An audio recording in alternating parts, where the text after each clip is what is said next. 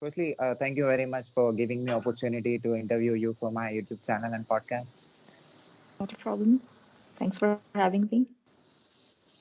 So I have seen your profile. I came to know that you are a senior product designer in GitLab. You're working in this position for last 1 year, 8 months. 1 year, yeah, 1 year, 7 months. LinkedIn, for some reason, increases it by a month. I don't know why. So I thought to tell about you and the work that you are doing and the your work experience to my audience. Mhm. So can Sure. you please introduce yourself to my audience? Oh, sure. Uh, Hello, everyone. I'm Veethika. I am, like Sai said, I'm a senior product designer at GitLab. And like within GitLab, since it's a DevOps platform, the area that I focus on is continuous integration. So the pipelines that you run, I kind of look at the experience for that. And I've been in design for a very long time now, just that I've been like switching my expertise in that while. I started off being just a visual designer, and then from there on, I took many turns. I even did a master's in game design. And eventually, this is where I landed at. So what made you to choose this position? To do what? Sorry. What made you to choose this position? You are more into product designing. You want to understand products. Mhm. So, while I was working a very different job at the beginning, after I did my master's in design, I got to know about open source. And the environment that I was working in was quite the opposite of that. And it just like, I kept on thinking about that a lot, that why is this happening? Why do I have to work in so much of secrecy while there are some people out there in the world? They're able to share about their work, talk about their work, do everything in the open, collaborate, reuse, remix each other's work. I was very much intrigued by that whole philosophy of openness. So what I did was I kind of I try to figure out if there's any sort of presence that open source has in India, because that's where I'm based out of. And I'm like, it was pretty obvious that it does have a presence, but whether or not a designer could participate in that movement and in what capacity. And luckily, an open source company, which is quite known like as a pioneer of open source, was setting up a design team, and I took that opportunity. It was kind of like moving down a bit in my role, but I still took it because I wanted to work in one such environment. So I worked for this other company for about 2.5 years, and GitLab to me seemed like a very natural progression because I was working on a tool that was enabling users to like code and deploy their product through. And GitLab is a DevOps platform. So expertise wise, I had some background, like some technical background and knowledge about the kind of work that would happen here. And but the stronger reason here was the kind of culture that we have here at GitLab. So you're from? I am from India. I am from the Uttar Pradesh province state, and I live So in Bangalore. North India. Yes. You live in Bangalore, South India. Yeah. Yes. Okay. You have done your master's degree in industrial design at National Institute of Design. Right. So what made you to take this course? Sure.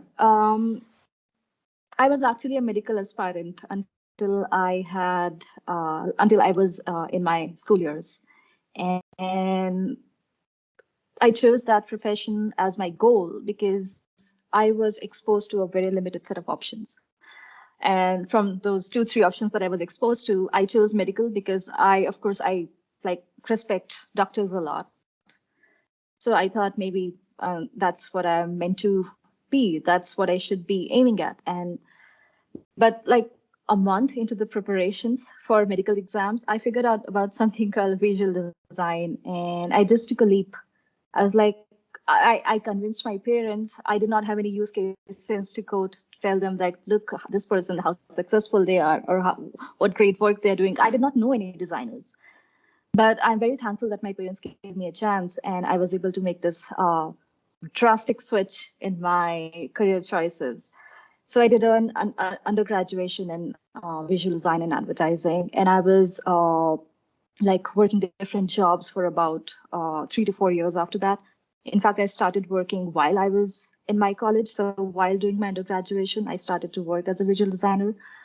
But I felt that there's something missing. Like I'm not able to get a kick out of my profession or my career. It's not as interesting to me that I thought it would be.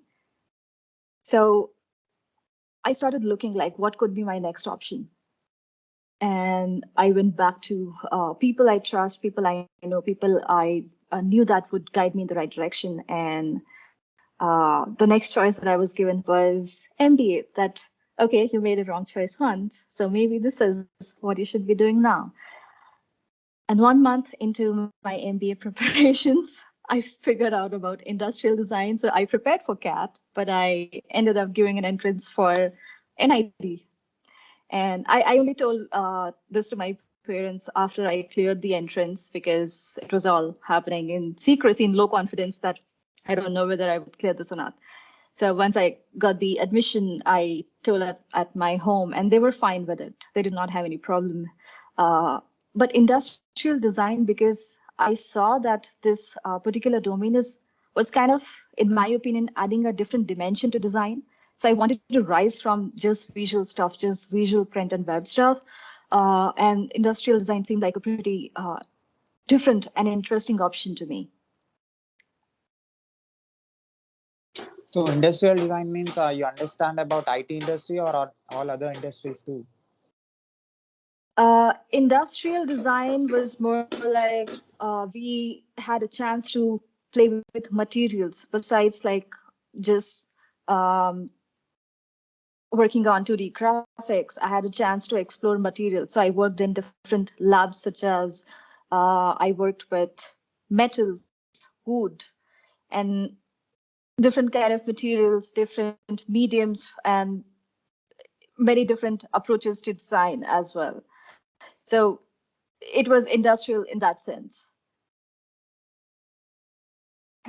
So which is about physical things. Yes, it was. So there is a disconnect, you can see, right? Like what I'm doing today and what I was trained to do. That's what I was confused. So you started Yeah. you started as you started your career. You switched from your thought was to be in a medical field, but you wanted for some reason you shifted to your industrial design. Yeah. I mean, I have taken a lot of turns, and that's why I tell people that never be afraid to take U-turns in your career graph, because it's all right. We are not born knowing everything about this world. And as we go on exploring, we'll find things that interests us more.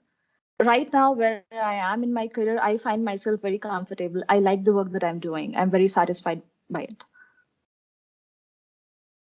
Great. And you did transactional aesthetics and contemporary design anthropology. So which is first time I'm Yeah. listening about this. It's your graduation subject, right? It was actually sort of an elective, a certificate course that I was able to take part in, because there was a collaboration between NID and Swinburne Technical Institute. I'm forgetting the whole name of the institute. I'm very sorry. So what happened was there was about a month or more than that long workshop that happened. So as a part of that workshop, the faculty members flew down from Australia, from that university, and it was sort of a residential workshop. So we went away from our college premises. We went to stay for about a month in the Kutch area and work with real artisans, like solving their problem and looking at trying to identify the anthropological problems solved. So we had to frame our own research questions by talking to those artisans, and we had to follow a whole process to arrive finally at a solution for them. It was very interesting because Of course, it was a totally completely new area that I was looking at. So I was suddenly sitting in a very remote part of India, which in itself is a very different, was a different experience for me. And speaking with artisans, we have always used their products, which are labeled under like various, for example, Fab India and other labels, but we have never interacted with them in person and tried to understand what the problems that they are facing while manufacturing those things which are actually sold to people who don't have any idea how they're manufactured. So that was a very interesting experience. So what is the difference between your graduation project and your master's project? My graduation project is my master's project, and that was again something different. So what I did for my graduation project, now we have options, like we can go to different companies and present our briefs that this is what I'm planning to do. Would you sponsor me? And the other way this can happen is a company approach you that we have a project. Would you be willing to take this up as your graduation project? And then we work with them and get it to a finish line. And there's a separate approach that if you want to work on something that you have thought of and you are willing to sponsor it by yourself. So like I said, my major subject in my master's in industrial design was toy and game design. But it happened so that in the 3 semesters or 4 semesters that I'd spent in my institute, I did not make a game at all or a toy. So I thought that, okay, it just hit me as a realization that I would be graduating soon. And in this while, I have never really explored like creating a game or creating a toy. So I prepared a brief for myself that about a topic that I felt very I felt a lot about, which was colonization. So India has a colonial history. So do many parts of the world. And I had very recently been to Mexico City, and I spent quite a long time, like many hours in their anthropological museums. And even though I agree that I should have been interested in that topic since before, and it shouldn't have taken like traveling to a different country and knowing about their colonial history, but I thought that maybe we are not communicating this whole transaction very in a very creative manner to our audience as in to general public. And I wanted to make a game about that. So I wanted to show people like what really happens when colonization is in process. Like we think about it as something very black and white, because that's how we are taught in our textbooks that some people arrive, they try to colonize the place, and it's all about give and take. Like some people lose something, some people gain something, then maybe they go back, and what's left is used in a certain way. But it's the whole situation is so much more complex than that. So I created a game that I called Annex. And through that game, what I tried to show was like both the sides, people who are native to a land and people who are conquestors, like who have come to colonize that land, and how step by step the interactions happen. What is it that both the parties can do to like advance their own interest? And it works better like if we explain things through games, because it's not just about simulation. Yes, simulation, great. People love simulation, but apart from that, people actually get to get involved, get engaged in the whole concept and become a part of it. So imagine you being a part of a process that you want to learn something about. You would obviously get to learn you'll obviously imbibe the learnings more comfortably. So that is what I was aiming at. So I created a game, and it was also showcased in the Global Grad Show in Dubai Design Week. I got a chance to travel there. But that was it. I was never able to monetize on that concept. I couldn't publish it because that was a lot of work. So what response you got for the design? The response was pretty good. Like I said, it was showcased at many different events. So even here in India, in the NASCOM Game Developers Conference, then in Dubai Design Week, and it was also nominated for Index Award, which is for designs which have a positive impact on society. So I was very thrilled to see the impact, but by the time I was seeing the impact, I was already in the IT industry, so I kind of lost an opportunity there. So, do you think that you got the response that you want after publishing it? I mean, after putting it out? I definitely think so, but I also feel that I could have done so much more. For example, I did not go above and beyond in taking that concept to the market, to making it available to more people. And I feel that I should have taken more effort in that area.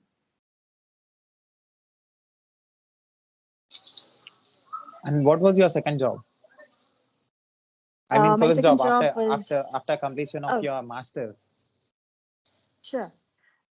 So my first job that I took after master's was at Samsung Institute of Research, Bangalore.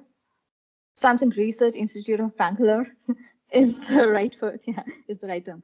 And there I was a part of the Android camera team, and I had a chance to work on some pretty interesting camera-related concepts there.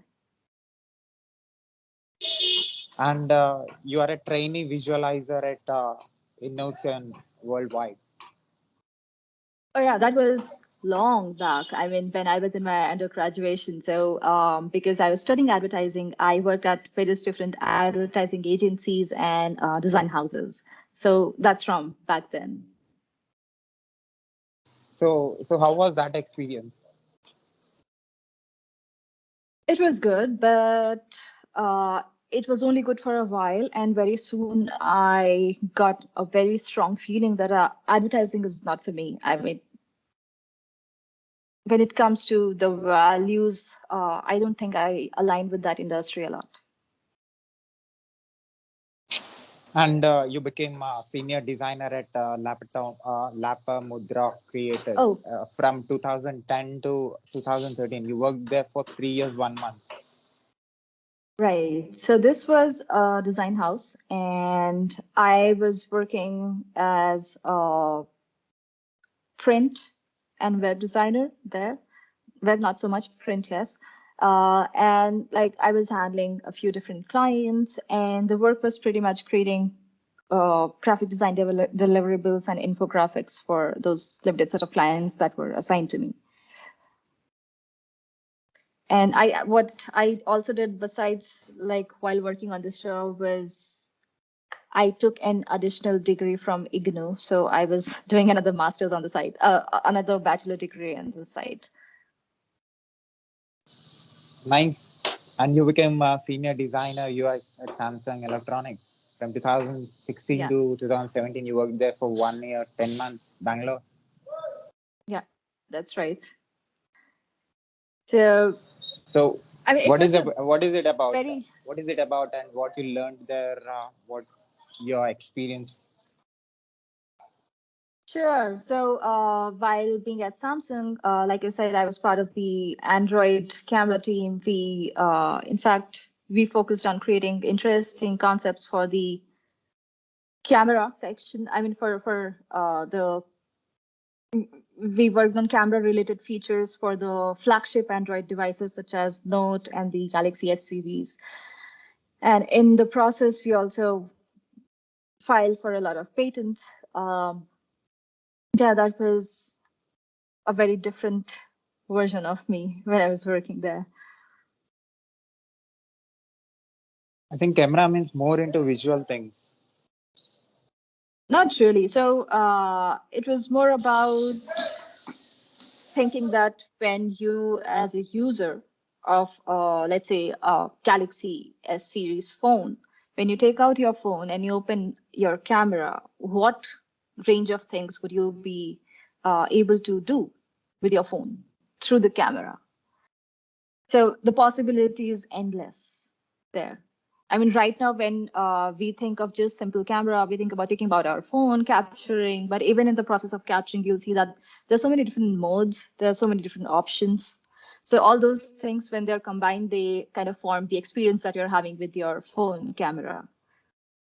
So bringing in new features, bringing in new ideas to that was what we were doing back then.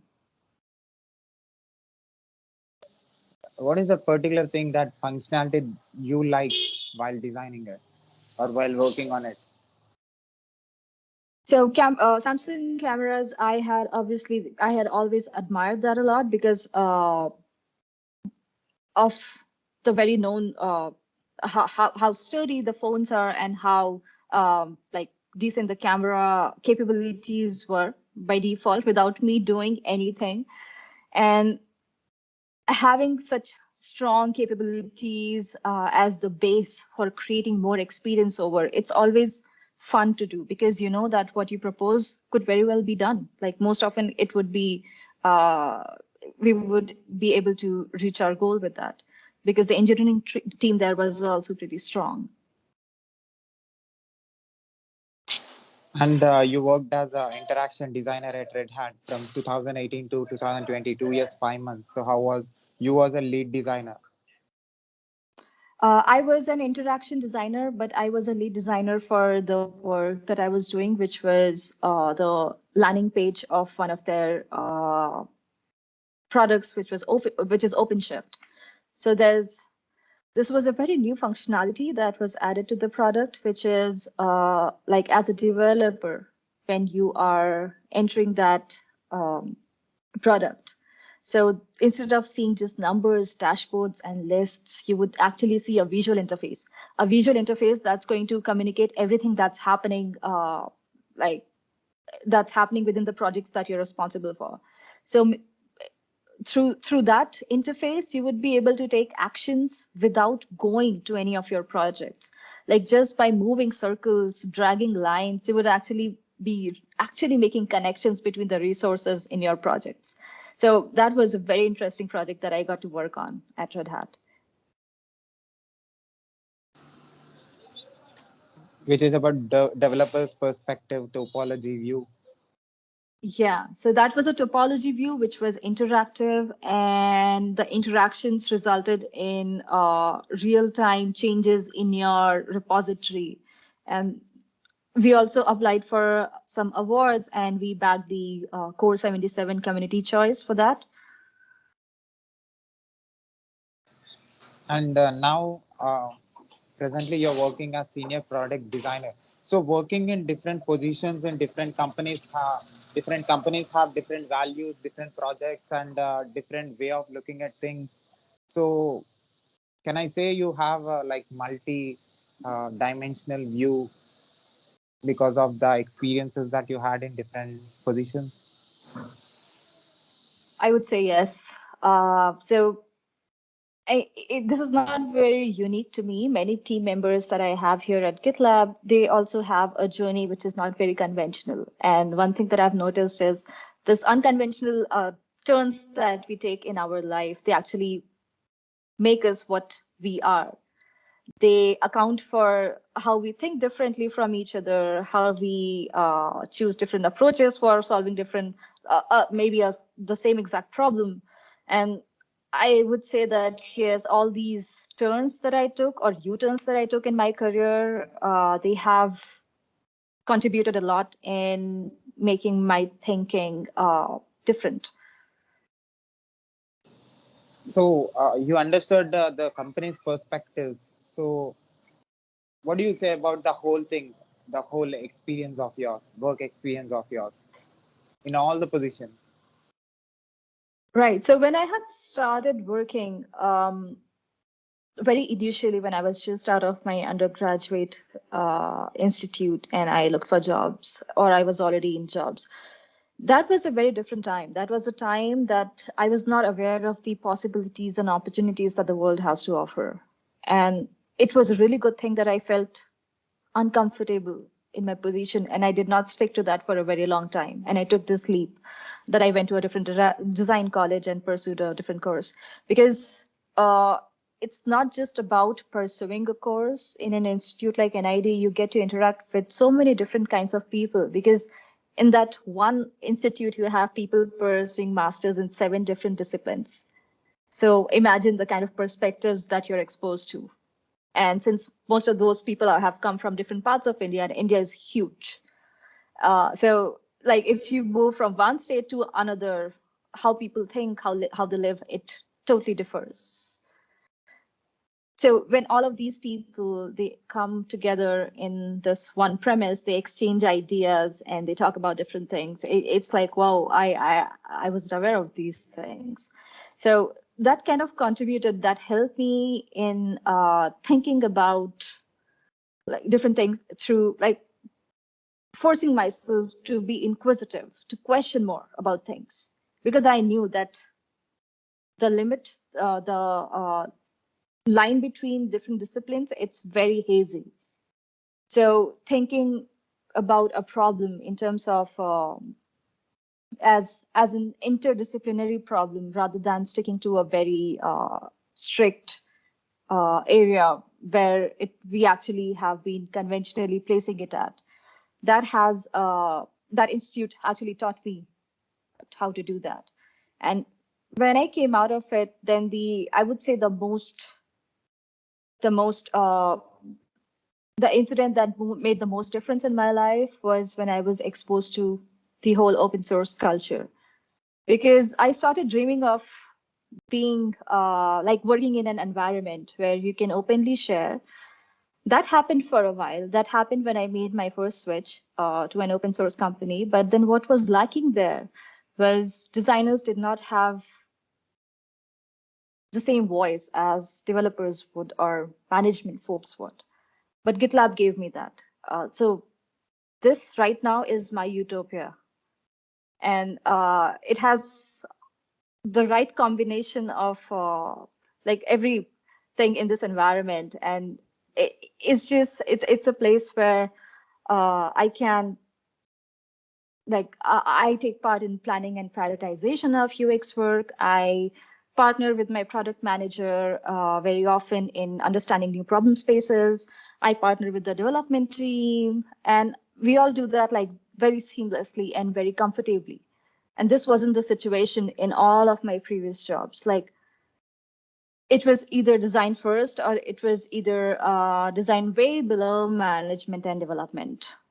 So both of those approaches, they haven't worked very well for me. And I don't think it works well for anyone. So here we are all at pretty much the same plane, and we all get to speak, and we all have a say in all important decisions. So you are a senior product designer. You understand and you observe and you explore every product that you see in IT. I try to do that, but so one thing that I have to keep in mind is my primary job is that of a designer. I'm still not a tech person primarily. So I have to stay up to date with every advancement in the design area. And of course, I have to like keep myself up to date with what's happening in the DevOps space as well. So there's already too much going on, like design research, design tools, then what's happening with DevOps, and a lot happens with DevOps. I mean, you would know. It's a place that kind of I would say evolves by seconds. So I try to do that, but I try to stay within the space of products which are like very relevant to me right now. So I don't go on trying to figure out or trying to experiment with products which are new to the space or which are very different from the work that which have features very different from the ones that I'm dealing with here. So how your industrial design master's degree is helping you in doing your present work? So in industrial design, one thing that I learned to do very well was deconstruction, like thinking about the whole concept in parts. And that has helped me here because here at GitLab, as a part of my job, as a like being the product designer for continuous integration, I have to deal with features related to pipelines, which are so much more complex. And my like how I used to think was that it is more complex to me because maybe I'm not from a technical background, that uh, like I've never studied these things, and that's why they look so intimidating to me. So I have a habit of, like, I can show you right now that I always keep this notebook with me with a pen. So whenever I'm working on something, I make a lot of notes for myself. But there was one instance when I actually shared my notes, like with those diagrams and with those small infographics that I create for myself to understand a concept. When I shared that, I figured that it was useful for so many different people.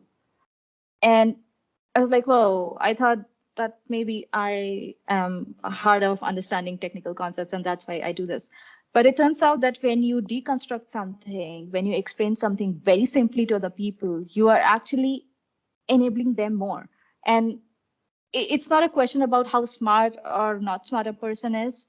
Like, as people, we all have our own limited set of capabilities, and we shouldn't run by assumptions. So what I started to do was the drawings that I make for myself, the deconstruction that I do of concepts, I started to write blogs on them. So if you go to GitLab blogs, you would see that I have written many blogs about very technical concepts. I never thought that I would be writing engineering blogs. Like, I had never imagined about that. But here I am doing that. And I'm so glad that it's actually helping people understanding the existing concepts in a better way. Because as a designer, I get to the core of it because I really want to understand. And it's very difficult for me to just look at something from the top and uh, be able to figure out what that, like what those set of interactions, actions, options are actually doing in the background. Do you observe, I mean, do you relate the real things that you're seeing with your eyes other than uh, other than your job, and relate with your designs that you're creating in your job? Could you reframe that question? I am not able to I understand like mean, what exactly the answer. uh, things which are not related to your product design. When you Mm-hmm. observe that, for example, mechanical engineering or some other designs which are not completely other from your subject, other products, not your Right, products. So, right. do you relate those things as a which is psychological thing? Will you try to Like understand make in that way? correlations. Yeah. Yeah, I actually do that. So, I mean, since I have such a strong visual design history, I did not realize that over the time I've become more of a visual thinker. So when I think visually, I always like make these drawings in my head, connecting the dots. And when I find a system which has any resemblance to the system that I work with, so I'm not talking about the features in particular. I'm talking about those features as a system. Like this block is interacting with this block, this kind of transaction is happening between these two blocks. And when I see a system in the real world somewhere which has a similar kind of interaction or transaction in place, I definitely make a connection. So and that's how I also maybe sometimes try to put some analogies in my blogs that, okay, so think of Git as this like think of, so there's a feature that we call merged trains. Now this is it is not exactly a train, but in my head it is a train. I think of it as a train. So uh, and that's how I have explained it in my blog, that imagine if this was a train. So, what is the difference between connectivity or the designs which are there, which are physical things, and which are there in the virtual world? To be very honest, I don't see a lot of difference philosophically, but yeah, I mean, both of these worlds, they have their own constraints. Tech has its own constraints. Real life has its, the objects in the real world, they have their own constraints. But otherwise, if I talk at the system level, there are a lot of similarities. So when I'm thinking of, when I'm working on a concept that applies to a physical object in the real world, versus when I'm working on something which is very like, it's a virtual, it's an app. I think I would use similar approaches, just that my approaches would differ in maybe discovering the problems, validating the problems, and how I interact with the pieces, because here I can hold something, there I cannot hold something. So tangibility is a difference, like what I can touch versus what I cannot. And of course, the process of how that the implementation happens. So here with a physical object, because I am a designer, I don't always have to take part in the whole of the implementation phase.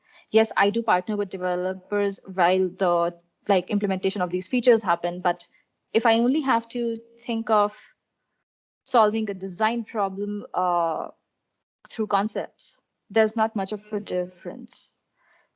Because I might choose not to go to the workshop and actually, flesh out all those small objects and assemble the whole product together at the end.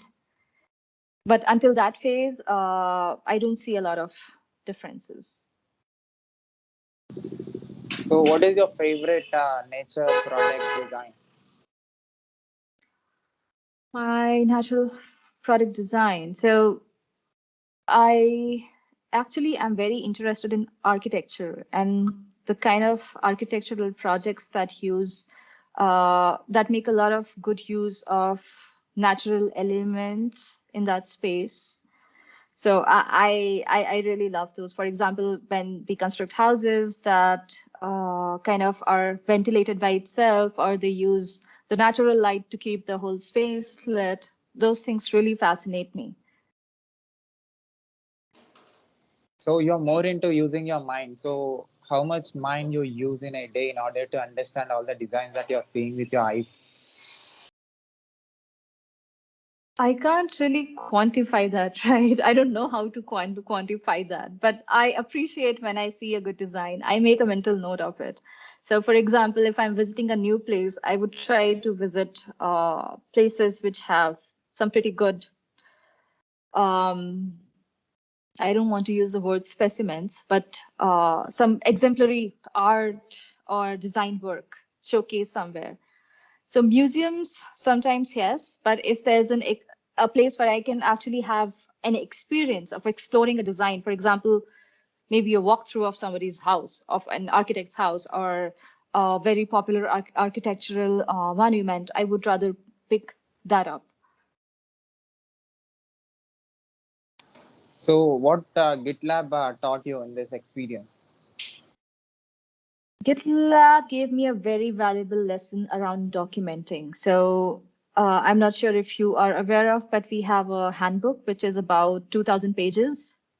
I mean, it's of course it's on it's on the web. It's not a printed copy that we carry, but with that handbook, what we do is, so whatever practices we have here, whatever processes we follow, whatever workflows we define for teams, every single little thing goes up there and it is documented, and it is regularly updated. So let's say I, as a designer of the pipeline execution team, I maintain my own page. And if there's any change in the direction of my team, how we are going to work for the next quarter, or even for the next milestone for that matter, I'll go and make a change to that. If I make a change in my process, that instead of going to this team after completing this work, I start going to the other team and so on, I'll make a change to that.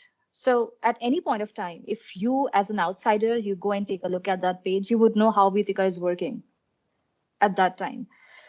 And why I came to realize the importance of that was because of the pandemic, when GitLab was always remote, but when most of the companies around the world, they started to go remote, and we had a chance to share this handbook with the whole world and actually tell them that, you know what, you can just look at some of the things that we are doing, and if it fits well for you, you can implement it for yourself. And it helped a lot of companies that way. So what we think, and it's a similar lesson that I got with my blogs, right? Because I used to make notes for myself. I never thought of sharing those widely. But the moment I started doing that, I realized that there are many things which I have in common with other people in the world, that they face similar problems. And in fact, what I do by sharing is I kind of empower them to maybe take a few things from there, make something upon that, and share beyond that. And it's fine, because if I'm like putting out a bud of an idea in the world for it to develop into something else, then why not? So now present you're doing you're working as a product designer. So before masters or before graduation, your thought was to be in medical field. So if I ask Yeah. you to relate the passion that you used to have before your education, so right now with the job that you're doing as a product designer, so if you were that, what is the relation between that person, that Veethika, and this Veethika? That is a very well framed question because you have made me think about it. So that happened when I was, what, about 16, 17 years old, a person who wanted to become something.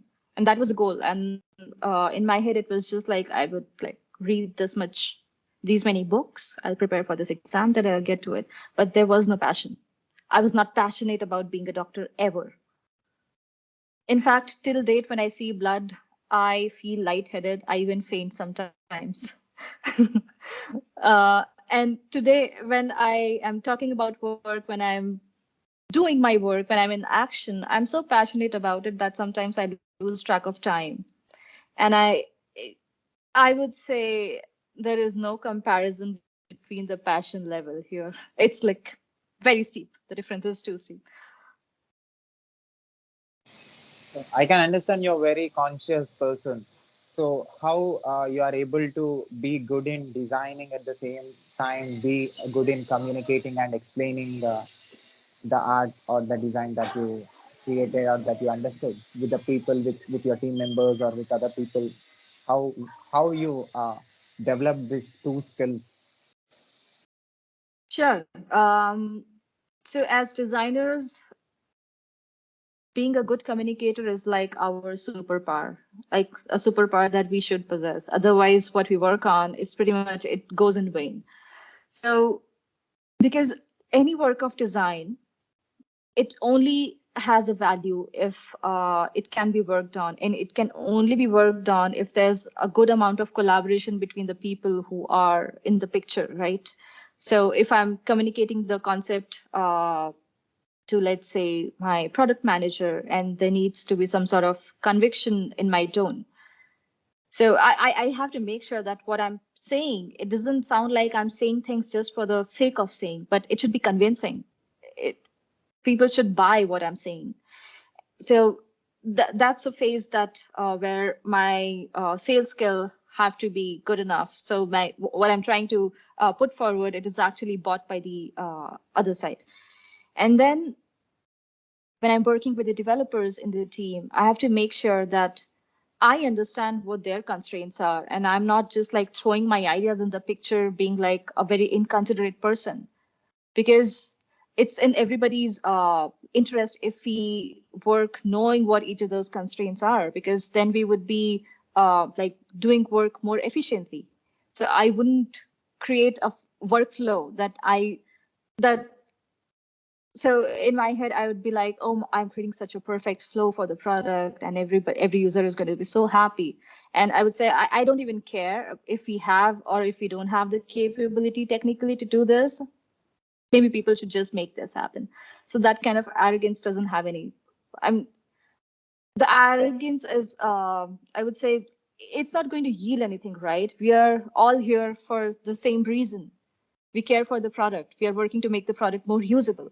So we have to work as a team. We have to learn about each other's constraints, and we have to respect each other, because everybody is equally important part of this whole, I would say, the sort of like everybody is an equally important gear in the system. So it's really inspiring. You are changing yourself, you are shifting yourself, and you are adopting yourself, uh, working in different positions, which is not very easy for every person. You're doing that, and also you're you're being the reason for productivity, construction of products, and you're making things possible with the team members by communicating with them, at the same time being very good in understanding and putting uh, the the mind on visual things and trying to understand the connectivity between things. How this whole thing is working for you? What is your motivation? What is driving you?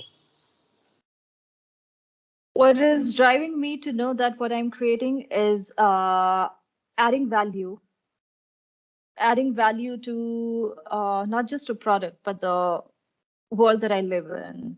So lately, it has become very important for me, especially in the current environment, that I am not making this place any worse than it in the like than I saw it as. But uh, my work should always have a positive impact on the environment and the world around me.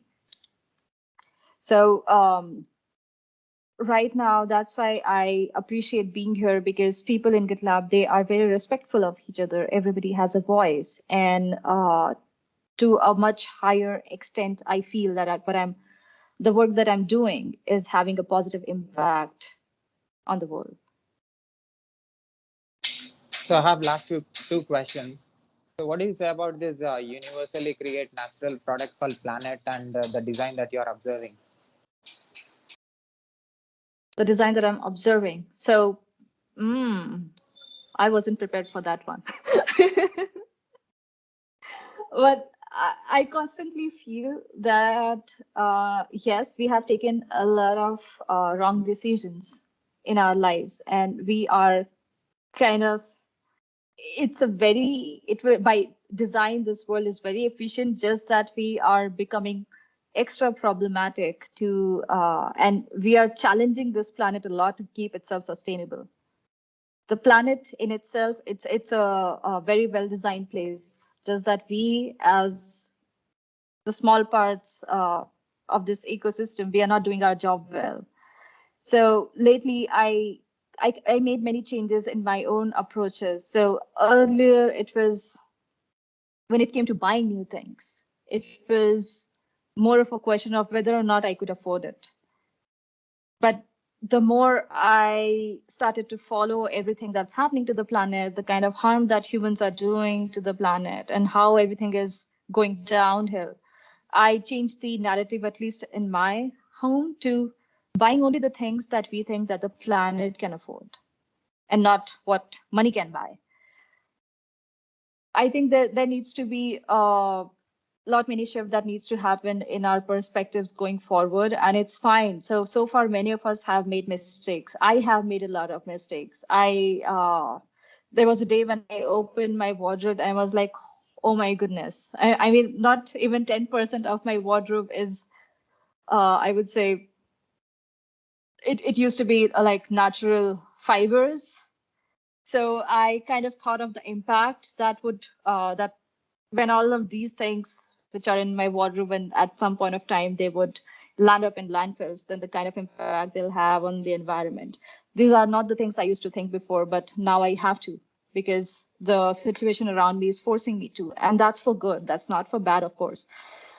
Uh, yeah, I mean, we have to do our part in making sure that by design, how good this planet is, how sustainable it was made to function as, it is able to function that way.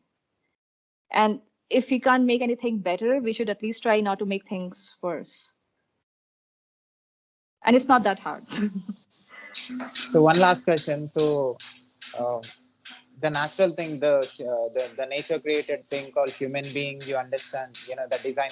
If it is a product and if mind is a product, so there will be a lot of functionalities that you will be seeing in the thought process of a person when you are communicating with them. So how, like you said in the beginning, you want to connect the dots.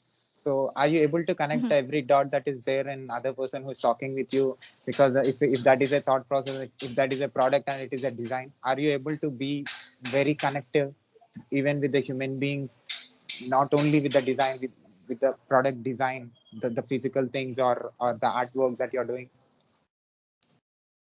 I would say my profession has a lot of effect on how I communicate with other people now. So I definitely don't arrive at judgments too soon, because just like the approach that we take in our research is we analyze that, okay, if this person said this particular statement in the research interview, what was actually going on in their head? Because what happens is most times what we speak is not what we actually intend to communicate. So as designers, we train ourselves. We train ourselves to understand that what is the underlying motivation, or what is the underlying message that the interviewer is trying to pass on to us. And we have to like very carefully distill that out of the conversation.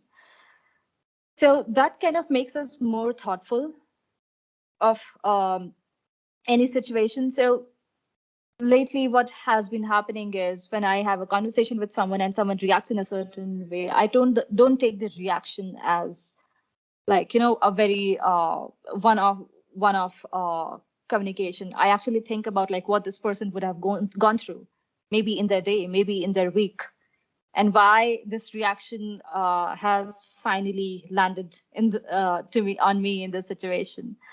And that's for good, because we often discount, we often take these small interactions that we have with people that like on the go in our lives, that we only make a judgment based on those few seconds. But if we just take a little time and think of the journey, the smaller bit of the journey, of course, not like considering like their whole life history, but a smaller bit of the journey, like what the person is going through, what the conditions that they were exposed to before they kind of met you in the situation, and why they would have reacted that way. That little thoughtfulness, it changes a lot, because it controls how you react to the situation.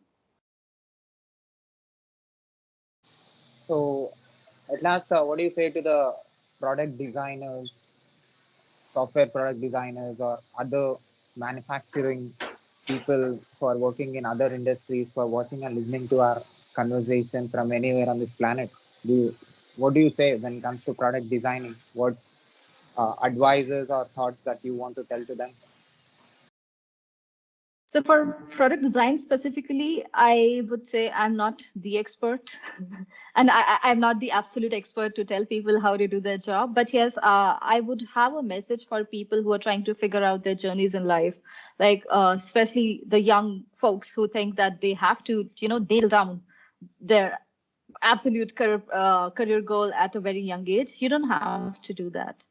I mean, as you go on living, you would get to know a lot about life, and you would get to know a lot about yourself.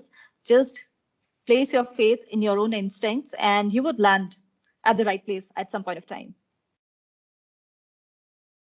So, as a product designer, what do you say about my design? Have you seen any videos of mine on YouTube? What is your design that came into your mind when you saw my channel? I appreciate that the diversity you bring in the content. Yeah, it's like I was trying to find a pattern and I couldn't, and I appreciate that there is no pattern. Like you speak to people from so many different walks of life. That's very interesting. Yeah, and in fact, I would want to hear from you that speaking to so many people from so many different professions and walks in life, what has been your learning so far? Like, what's the one learning that you would want to share?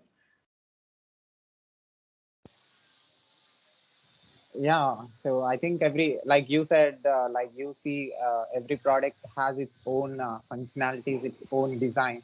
So I see human beings and their minds as having different, they have their own thought process, they have their own work experiences and the personal experiences. Not only tech Right. industry, I'm talking with different country people, trying to understand what they are doing in their life, not just Mm-hmm. work experience, just trying to know, being like having a complete blank mind coming and talking with you. Like I'm feeling like, I want to know what you experienced.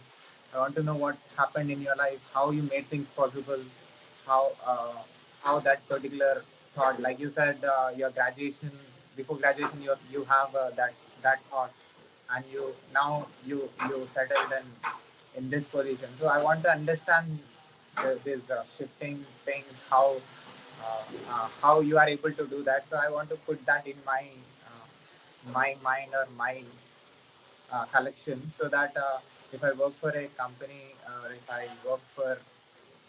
work in a very big position in a company, so if they give me a lot of responsibilities, if they ask me to do this, so I want to understand the entire thing, which is what a CEO or a founder of a company, need to know, not about a particular thing. So I just wanted to communicate and also want to prove that a particular uh, part of the planet person, a human being, can able to and connect with any human being and who is into any profession, and without having any judgmental, that kind of thing in the mind. Just want to be take what life is giving, how the people are, just accept what world is. So that actually makes world very positive. And also I want to send this positive message. This all experts like you, people who worked in different positions.